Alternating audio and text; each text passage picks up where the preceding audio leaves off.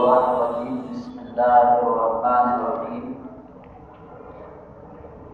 والفجر وليال عشر والشفع والوتر وقال الله تبارك وتعالى إن صلاتي ونسكي ومحياي ومماتي لله رب العالمين صدق الله العظيم۔ محترم بزرگوں، ہم لوگ ابھی جس مہینے میں داخل ہیں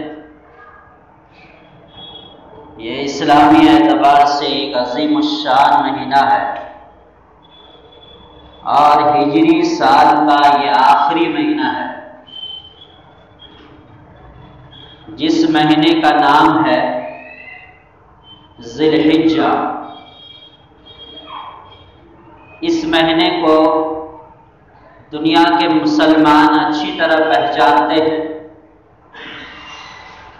دو وجوہات کی بنیاد پر۔ اس مہینے کو پہچاننے کی پہلی اہم وجہ، بڑی وجہ کہ اس مہینے میں اللہ نے اسلام کا ایک اہم رکن یعنی حج کو رکھا ہے، اور عمومی اعتبار سے پوری دنیا کے مسلمانوں کو اللہ نے اس مہینے میں ایک عید عطا فرمائی ہے جس کا نام ہے عید الاضحیٰ۔ اور اسی عید میں اللہ نے ایک اور بڑی خوشی مسلمانوں کو قربانی کی عطا فرمائی ہے، جس بنیاد پر یہ مہینہ مسلمانوں کے درمیان بہت ہی مشہور اور معروف ہے۔ اس کے آگے اور ایک مہینہ جائیں گے جو اسلامی سال کا پہلا مہینہ آئے گا یعنی محرم الحرام۔ اس کو بھی دنیا کے مسلمان بڑے پیمانے پر پہچانتے ہیں۔ 10ویں محرم میں ایک خصوصی فضیلت کی وجہ سے۔ اس کے بعد کا جو مہینہ آئے گا صفر المظفر، اس مہینے کا نام مسلمان اتنی بڑی حیثیت کے ساتھ نہیں یاد رکھتے جتنا یاد رکھنا چاہیے تھا۔ بہرحال یہ اسلامی مہینوں کی ایک بڑی وقار اور حیثیت ہے، ہمیں یاد بھی رکھنا چاہیے، اپنے بچوں کو بھی یاد کرانا چاہیے۔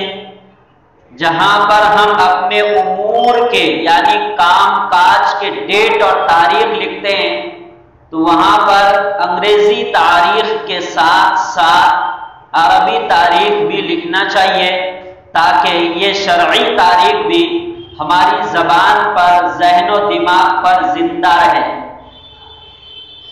یہ کوشش کرنی چاہیے، یہ ہر ایک کا انفرادی مسئلہ ہے کہ مجھے میرے بچوں کو عربی تاریخ یاد رکھنی چاہیے۔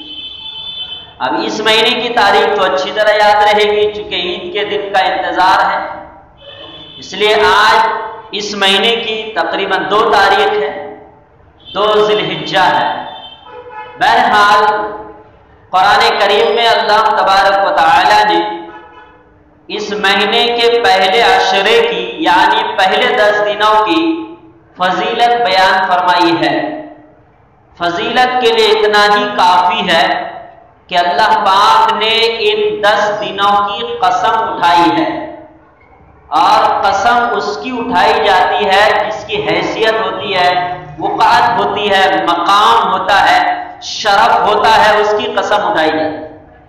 مسلمان جب قسم کھائے کہ اللہ کی قسم تو اس کے آگے اور کوئی قسم نہیں۔ کیوں؟ اس لیے کہ اللہ کی ذات سے کوئی بڑی ذات ہے۔ کوئی لوگ قرآن کو سر پہ اٹھا لیتے ہیں، کہتے ہیں قرآن کی قسم۔ کیوں؟ اس لیے کہ عظیم الشان سمجھتے ہیں، تو اتنی بڑی چیز کی قسم اٹھا لیتے ہیں۔ اللہ کے ذات عالی کو وراء الورا، انتہا سے انتہا درجے کا کبیر اکبر سمجھتے ہیں، تو اس کی قسم اٹھاتے ہیں۔ جب اللہ پاک نے ذی الحجہ کی اول 10 راتوں کی قسمیں کھائی ہے تو اس کا مطلب یہ ہے کہ اللہ کی نگاہ میں اس کی اہمیت ہے۔ اللہ نے قرآن کریم میں مختلف چیزوں کی قسمیں کھائی ہیں، مختلف چیزوں کی، سورج کی قسم کھائی، چاند کی قسم کھائی، آسمان و زمین کی اللہ نے قسمیں کھائی۔ یہاں اللہ پاک نے ذی الحجہ کے پہلے عشرے کی 10 دنوں کی قسمیں کھائی، والفجر ولیال عشر، قسم ہے فجر کی اور قسم ہے 10 راتوں کی۔ محدثین فرماتے ہیں 10 راتوں سے مراد یہاں پر ذی الحجہ کے پہلے 10 راتیں ہیں، ولیال عشر، ان 10 راتوں کی اللہ تبارک و تعالی نے قسم کھائی ہے۔ جب اللہ کے نزدیک ان 10 راتوں کی اہمیت ہے تو ہمارے نزدیک بھی ان 10 راتوں کی اہمیت ہونی چاہیے۔ چنانچہ بخاری شریف کی حدیث ہے، نبی پاک علیہ الصلوۃ والسلام ارشاد فرماتے ہیں، ما من ایام العمل الصالح فیہا احب الی اللہ من هذه الایام، یعنی الایام العشر۔ اللہ تبارک و تعالیٰ کے نزدیک ان 10 دنوں کے اعمال سے زیادہ کسی دنوں میں اللہ کے نزدیک اعمال اتنے پسندیدہ نہیں، یعنی سب سے زیادہ محبوب اللہ کو ان 10 دنوں میں اعمال کرنا ہے۔ قالوا یا رسول اللہ صلی اللہ علیہ وسلم ولا الجہاد فی سبیل اللہ، اے اللہ کے رسول صلی اللہ علیہ وسلم، کیا اللہ کی راہ میں جہاد کرنا بھی ان دوسرے دنوں میں ان دنوں سے افضل نہیں ہوگا؟ تو نبی نے کیا فرمایا، لا ولا الجہاد فی سبیل اللہ الا رجل خرج بنفسہ ومالہ فلم یرجع من ذلک بشیء، ہاں ایک آدمی بڑھ سکتا ہے کہ جو اپنی جان کے ساتھ اور اپنے مال کے ساتھ اپنے گھر سے اعلاء کلمت اللہ کے لیے نکلا اور پھر واپس نہیں آیا، اس کی جان ادھر ہی چلی گئی، یہ آدمی کے عمل کا دن کا عمل بڑھ سکتا ہے، ورنہ ان 10 دنوں کے اعمال کا کوئی مقابلہ نہیں کر سکتا۔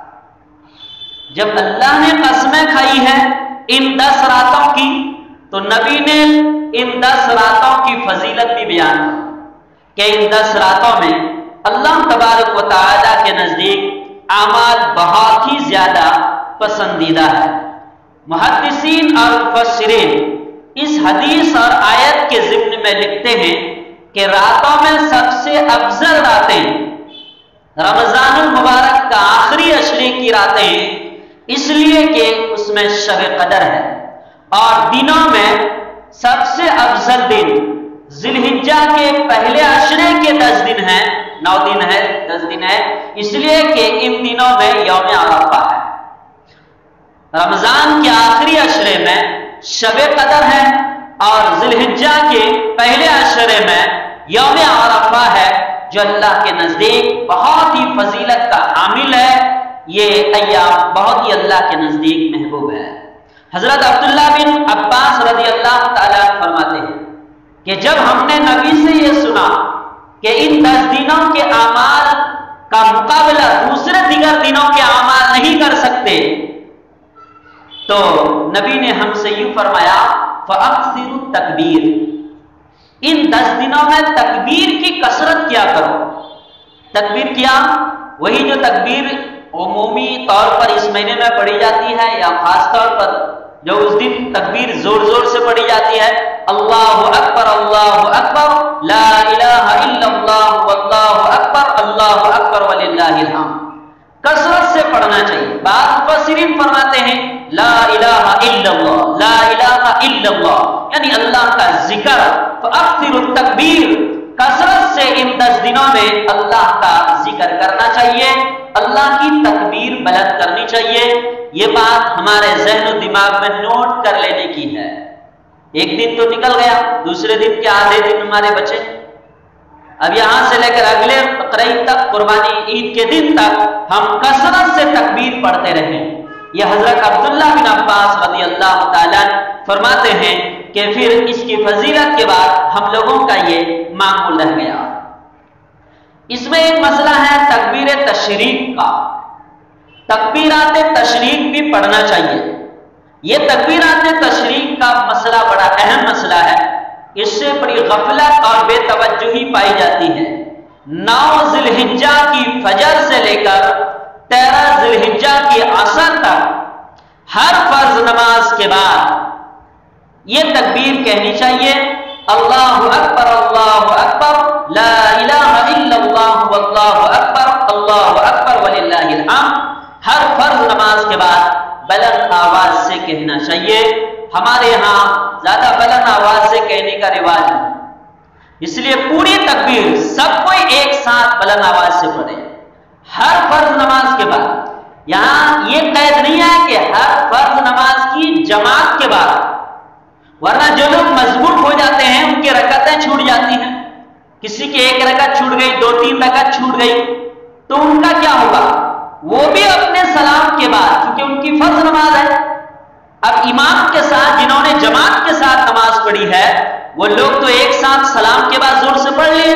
باقی جن کی رکعت چھوٹ گئی ان کی تو بھی تو فرض نماز پڑھ رہا ہے، ان کی رکعت چھوٹنے کے بعد اپنے سلام کے بعد وہ بھی زور سے تکبیر کہیں. یہ بڑا اہم مسئلہ ہے جو بڑا قابل توجہ ہے. یہ ہو گیا تکبیر تشریق کا مسئلہ. چنانچہ بخاری شریف کی حدیث ہے، حضرت ابو ہریرہ رضی اللہ تعالیٰ اور حضرت ابن عمر رضی اللہ تعالیٰ عنہ یہ دونوں فرماتے ہیں کہ ان 10 دنوں میں ہم لوگ تکبیر کی کثرت کیا کرتے تھے، یہاں تک کہ اگر ہم لوگ گھر سے نکل کر بازار کی طرف جاتے تھے تو ہم لوگ کثرت سے زور سے تکبیر پڑھتے ہوئے جاتے تھے، اور ہماری تکبیر کی آواز کو سن کر اور لوگ بھی تکبیر پڑھتے تھے. یہ تو رواج ٹوٹلی نہیں ہے ہمارے یہاں. ہاں کچھ لوگ ہوں گے جو اپنے دل میں، اپنے من میں پست آہستہ آواز میں نکلتے ہوں گے، پڑھتے ہوں گے، لیکن ایسے حساب سے چلنا چاہیے کہ ہم گزر رہے ہیں، اگر اپنے گھر سے بازار کی طرف جا رہے ہیں تو ہمارے پاس سے بازو سے کوئی گزر رہا ہے تو اتنی بلند آواز سے کہہ دیں کہ بازو والے کو پتا چلے کہ میں نے تکبیر کہنا چاہیے. تکبیر، لیکن بازو والے کو پتا ہو تب نہ کہ بھائی کسی کی تکبیر سن کر تکبیر کہنی چاہیے. حضرت ابو ہریرہ رضی اللہ تعالیٰ ابن عمر رضی اللہ تعالیٰ عنہ فرماتے ہیں ہم زور سے پڑھتے ہوئے جاتے تھے تو ہمارا دیکھا دیکھی لوگ بھی دیکھ کر پڑھتے تھے، لیکن دیکھا دیکھی لوگوں کو معلوم بھی تو ہونا چاہیے. اب یہاں تو آدھے لوگ بھی نہیں بیٹھتے ہیں جن کو صحیح بات کا پتا چل جائے، اور گھر میں کھانا کھاتے کھاتے سنیں گے، وڈے میں بیٹھ کر سنیں گے، بات کرتے کرتے سنیں گے، اور کھڑے کھڑے سنیں گے، تو ایسی باتوں کا علم تو آ جائے گا، عمل مشکل ہو جاتا ہے. چونکہ ہر چیز کا ایک نور ہوتا ہے، نور دل میں آئے گا تبھی اس کے عمل کی توفیق آئے گی، ورنہ علم سے کچھ نہیں ہوتا ہے. علم کس کو نہیں تھا؟ کتنے بڑے بڑے علم والے گزر گئے اور راہوں سے بھٹک گئے. جب علم کا نور آئے گا تبھی جا کر عمل کی توفیق ہو سکتی ہے. اس لیے صحابہ فرماتے ہیں ہم نبی کے مجلس میں اس طرح بیٹھتے تھے کأنہ رؤوسنا طیور، گویا کہ ہمارے سروں پر پرندے بیٹھ جائیں. یعنی اگر پرندہ بھی آ کر بلا تکلف بیٹھنا چاہے تو اس کا پیر بیچ میں نہیں گھسے گا، کسی کے سر پہ ہی پڑتا. اتنا مل مل کر بیٹھتے. بہرحال اللہ رسول کی بات، قرآن و حدیث کی باتیں اہتمام سے یکسوئی کے ساتھ فارغ ہو کر سننا چاہیے، ورنہ بے توجہی کے ساتھ اس کا نور نہیں حاصل ہو پاتا ہے. بہرحال کہ تکبیر کا مسئلہ کہ ایام میں کثرت کرنی چاہیے تکبیر کا، اور چلتے پھرتے لوگوں کے کان میں بھی کہہ دیں کہ بھائی ایام میں تکبیر کثرت سے پڑھنا چاہیے، پڑھتے رہو، تو ایک دعوت بھی ہو جائے گی اور ایک عمل بھی زندہ ہو جائے گا. یہ روایت بخاری شریف میں موجود ہے. ان 10 دنوں میں ایک بڑا اہم دن اور بہت ہی فضیلت کا حامل دن یوم عرفہ ہے. 9 تاریخ کو یوم عرفہ کہتے ہیں، 9 ذی الحجہ. مسلم شریف کی حدیث ہے، حضرت ابو قتادہ رضی اللہ تعالیٰ عنہ فرماتے ہیں سئل رسول اللہ صلی اللہ علیہ وسلم عن صوم یوم عرفہ، نبی صلی اللہ علیہ وسلم سے عرفہ کے روزے کا سوال کیا گیا کہ اس کی فضیلت کیا ہے. قال یکفر السنۃ الماضیہ والباقیہ، یہ پچھلے ایک سال کے گناہوں کا کفارہ اور اگلے ایک سال کے گناہوں کا کفارہ ہے۔ عمل کتنا ہے؟ ایک دن کا۔ بھاؤ کتنا ہے؟ پچھلے 12 مہینے اور اگلے 24 مہینے کا منافع ملتا ہے۔ لیکن یہ منافع گناہ صغیرہ کا ہے۔ منافع تمام گناہ صغیرہ معاف ہو جائے، کبیرہ گناہ کے لیے توبہ لازم ہے۔ صغیرہ گناہ کا ترجمہ کریں گے 98، 1 روپیہ 2 روپیہ۔ اب 1 روپیہ 2 روپیہ بھی اگر 24 مہینے تک ملتا رہے کسی کا، تو کتنے پیسے ہو جائیں گے؟ یا اگر قرضہ ہو اور 58، 54، 1 ٹکا 2 روپیہ اگر ادا کرنا ہو تو 24 مہینے میں کتنے آسانی سے ادا ہو جاتا ہے۔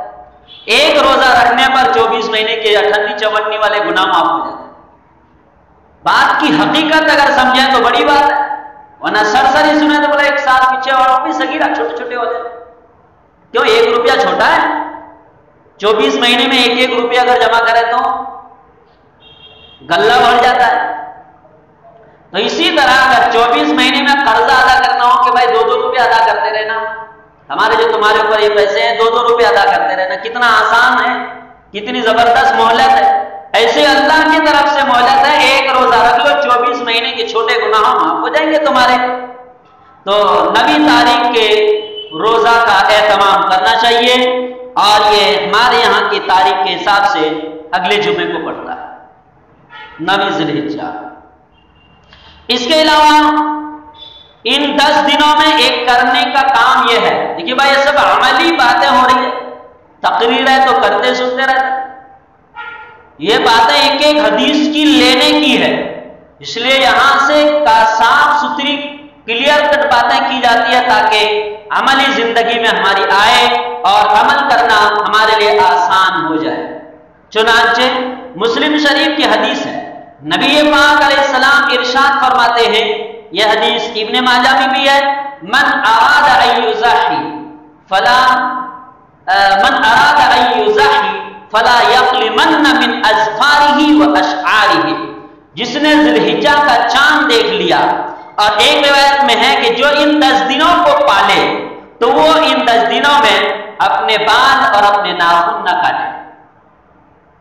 تو ان 10 دنوں میں یہ بھی اہتمام کرنا چاہیے۔ کچھ لوگ پہلے سے ہی اہتمام کرتے ہیں ماشاءاللہ، اب ابھی یہ بات آ گئی تو پھر اگلے دنوں اگلے تک قربانی کرنے تک ہم اس کا احتیاط کریں، اس حدیث پر بھی عمل انشاءاللہ ہو جائے گا۔ اس کے بعد اب قربانی کا مسئلہ، اس کے فضائل کہ قربانی کی ایک مستقل فضیلت جو ایک نسبت کے ساتھ ہے حضرت ابراہیم علیہ السلام سے، اس کی ایک مستقل فضیلت ہے۔ اگر اللہ نے موقع دیا تو اگلے جمعے میں بات کریں گے اس پر۔ ابھی چونکہ لوگوں کے قربانی کرنے کا اور قربانی کے حصے اور جانوروں کے خریدنے کا وقت ہوتا ہے، اس لیے اس پر بات کرنا پہلے ہی جمعے میں ضروری ہے۔ چنانچہ مسند احمد اور ابن ماجہ کی حدیث ہے، حضرت زید بن ارقم رضی اللہ تعالیٰ عنہ سے مروی ہے، سئل عن النبی صلی اللہ علیہ وسلم، نبی پاک علیہ السلام سے سوال کیا گیا، ما ہی الاضاحی یا رسول اللہ، اے رسول اللہ صلی اللہ علیہ وسلم یہ قربانی کیا چیز ہے؟ قال ہی سنت ابیکم ابراہیم علیہ السلام، تو نبی نے فرمایا کہ یہ تمہارے باپ ابراہیم علیہ السلام کی سنت ہے۔ تو صحابہ نے ایک سوال اور کیا، قیل وما لنا فیہا یا رسول اللہ، اے رسول اللہ صلی اللہ علیہ وسلم ہمارے باپ ابراہیم علیہ السلام کی سنت ہے تو ہمارے لیے اس میں کیا نفع ہے؟ وما لنا فیہا یا رسول اللہ، تو نبی نے فرمایا بکل شعرۃ حسنہ، تم جس جانور کی قربانی کرو گے اس جانور کے جسم کے ایک ایک بال کے بدلے میں ایک ایک نیکی ملے گی۔ ایک آدمی ایک بکرا ذبح کر رہا ہے، اس کے جسم پر کتنے بال ہیں آج تک کسی نے گنا ہے؟ کوئی تاریخ نہیں کہ بھائی اتنے کلو کے بکرے پر اتنے بال ہوں گے، اتنے سال کے بکرے پر اتنے بال ہو سکتے ہیں، اتنے سائز کے بکرے پر اتنے بال ہو سکتے ہیں۔ ہم یہی کہیں گے بھائی بے شمار ہے۔ بے شمار کا مطلب آج تک شمار نہیں کیا گیا، یہ شمار فارسی کا لفظ والا ان گنت ہے، کسی نے گنتی نہیں کیا آج تک۔